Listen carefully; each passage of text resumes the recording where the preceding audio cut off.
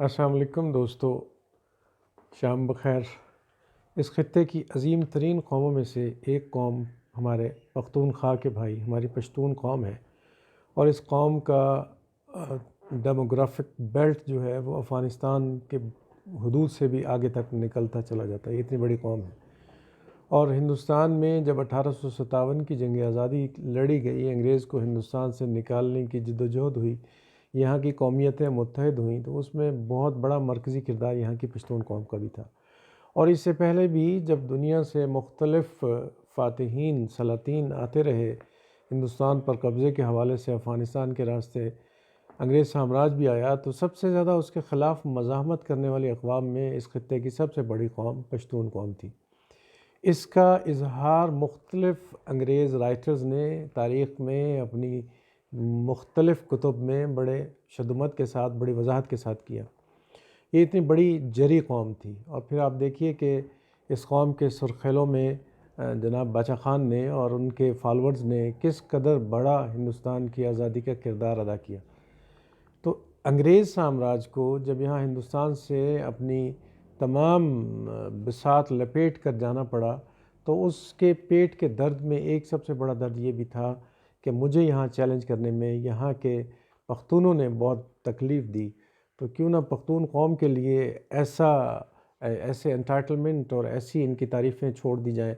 کہ یہ دنیا میں ذلیل و خوار ہو جائیں۔ تو انگریزی سامراج کا جو اگلا جدید نوآبادیاتی نظام تھا پاکستان میں، وہ قائم ہوا، اور اس میں ہمیں آزادی کا، حریت کا لالی پاپ دے کر سن 47 میں اسلامی جمہوریہ پاکستان کی شکل میں ایک نام نہاد آزادی دی گئی۔ تاہم اس آزادی کی تمام باغ ڈور، اس کی تمام جو رینز تھیں وہ انگریز کے ہاتھ میں تھیں، اور آج تک ہیں۔ ایک بوڑھے انگریزی برطانوی سامراج سے نکل کر ایک طاقتور امریکی سامراج کے ہاتھوں پاکستان کو سونپ دیا گیا، اور وہ آج تک ہماری تقدیر کا، ہماری قسمت کا، ہماری معیشت، ہماری سیاست، ہماری خارجہ پالیسی کا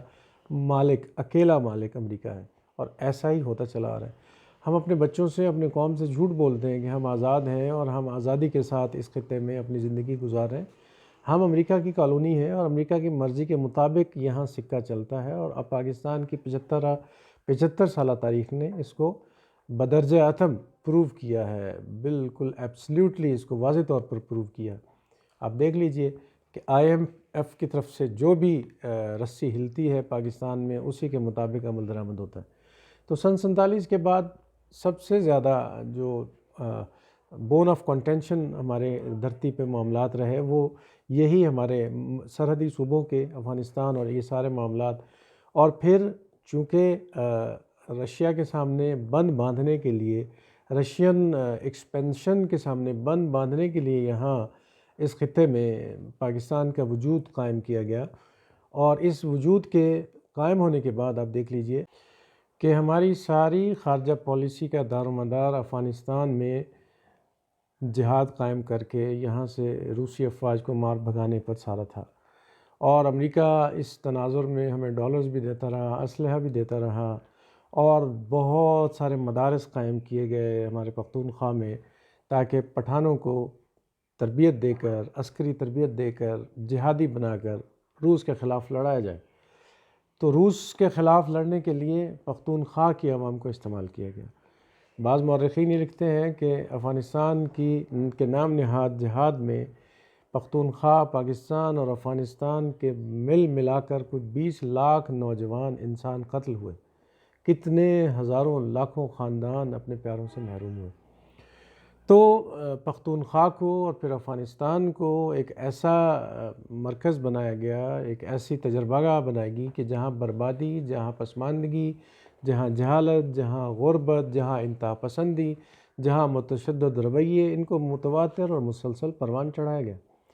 اور آج آپ دیکھ لیجئے 75 سال کے پاکستان کے قائم ہونے کے بعد پاکستان کے طول و عرض میں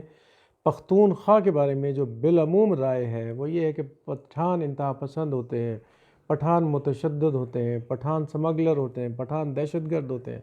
پٹھان یہ ہوتے ہیں، پٹھان وہ ہوتے ہیں۔ یہ بیانیہ قائم کیا گیا، اور اس اسلوب کو، اس بیانیے کو قائم کرنے کے لیے ہم نے 75 سال کی جدوجہد کی ہے۔ اور پھر اس جدوجہد کے نتیجے میں آپ دیکھ لیجئے کہ پورے پاکستان کے طول و عرض میں ہم نے کہیں نہ کہیں چاہتے ہوئے نہ چاہتے ہوئے کچھ نہ کچھ اسکول، کچھ نہ کچھ یونیورسٹیاں، کچھ نہ کچھ انفراسٹرکچر بنا لیا، لیکن ہمارے ملک کی سب سے خوبصورت جنت نظیر سوئٹزرلینڈ سے بھی خوبصورت ہمارا پختونخوا، اس کو پسماندہ رکھا گیا، مواصلات کا نظام نہیں دیا گیا۔ اب دیکھ لیجئے پچھلے سال سیلاب آیا تو اس قدر پسماندگی تھی کہ اس سیلاب نے تباہ و بربادی بنا کے رکھ دی۔ ہم نے 75 سالوں میں ایسے کوئی انتظامات نہیں کیے کہ پختونخوا میں اگر شدید سیلاب آ جائے تو اس کا تدارک کیسے کرنا ہے۔ انفراسٹرکچر انتہا درجے کا کمزور، سیاحت اتنی خوبصورت لیکن سیاحت کے پیرامیٹرز کوئی نہیں، وہاں تعلیمی اداروں کا انتہا درجے کا فقدان،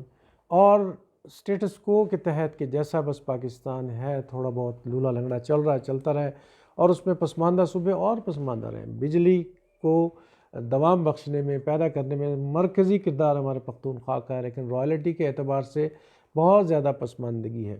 NFC ایوارڈ کے اعتبار سے پختونخوا کو بہت زیادہ پسماندگی دی گئی۔ تو نتیجتاً ہماری اس اتنی مضبوط، اتنی غیرت مند، اتنی قوم پرست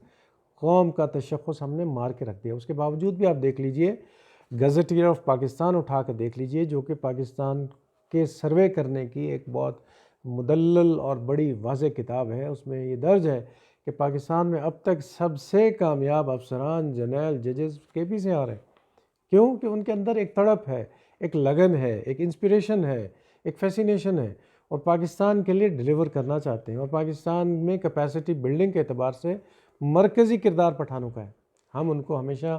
منحوس اور ناپسندیدہ بیانیوں میں الجھا کر ان کو پورٹرے کرتے آ رہے ہیں۔ تو میرا اپنے پشتون بھائیوں سے، میرا بہت سارے پشتونوں سے انٹریکشن ہے، بچے، اسٹوڈنٹس، کولیگز، دوست، احباب، بہت بڑے لوگ ہیں یہ، ان سے میری پشتونوں سے یہی گزارش ہے کہ آپ کا جو تشخص ہے، آپ کو جو انہیرٹ کی گئی ہیں چیزیں اپنے آباء و اجداد سے، ان کو پہچانتے ہوئے امریکی سامراج یا امریکی سامراج کے یہاں جو نمائندے بیٹھے ہیں ان کی چال بازیوں میں آنے کی بجائے مربوط، مضبوط، تعلیمی، شعوری، ہوش مندی کی جدوجہد میں آگے بڑھیں، اپنے بچوں کو تعلیم یافتہ بنائیں، اپنے بچوں کو اس جہالت سے، اس انتہا پسندی سے، اس متشدد تحریکوں کے رویوں سے نکالتے ہوئے بڑے لوگ بنیں۔ اور انشاءاللہ ہمارے پشتون اگر آج متحد ہو جائیں، بیدار ہو جائیں اور ہوش مندی کی لہر میں آگے بڑھائیں، تو میں سمجھتا ہوں کہ پاکستان کی تقدیر کا یہ بہت بہتر فیصلہ کریں گے۔ اپنا بہت سارا خیال رکھیں، اللہ تعالیٰ آپ کا حامی و ناصر ہو۔ السلام علیکم۔